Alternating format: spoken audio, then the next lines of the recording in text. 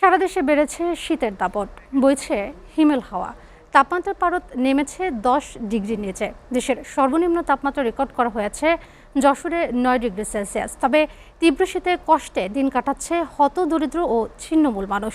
এদিকে শীতের প্রভাবে হাসপাতালগুলোয় ঠান্ডাজনিত রোগীর সংখ্যা বৃদ্ধি পাচ্ছে। প্রতিনিধিদের পাঠানো তথ্যচিত্রে ডেস্ক প্রতিবেদন।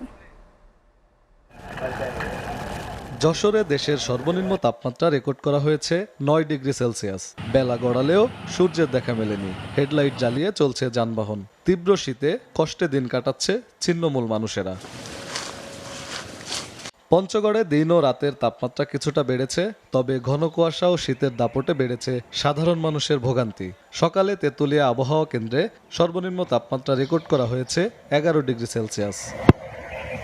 সাতক্ষীরা সহ আশেপাশের আকাশ ছিল কুয়াশার দখলে। হিমেল হাওয়া প্রবাহিত হওয়ায় জনজীবন বিপর্যস্ত হয়ে পড়েছে। আবহাওয়া অফিস জানায়, সকালে সর্বনিম্ন তাপমাত্রা রেকর্ড করা হয়েছে 11.4 ডিগ্রি সেলসিয়াস। চুয়াডাঙ্গায় মৃদু শৈত্যপ্রবাহ শুরু হয়েছে। আবহাওয়া অফিস জানায়, সকালে সর্বনিম্ন তাপমাত্রা রেকর্ড করা হয় 9.6 ডিগ্রি সেলসিয়াস, যা এই মৌসুমে জেলার সর্বনিম্ন তাপমাত্রা। বয়ে যাচ্ছে মৃদু শৈত্যপ্রবাহ।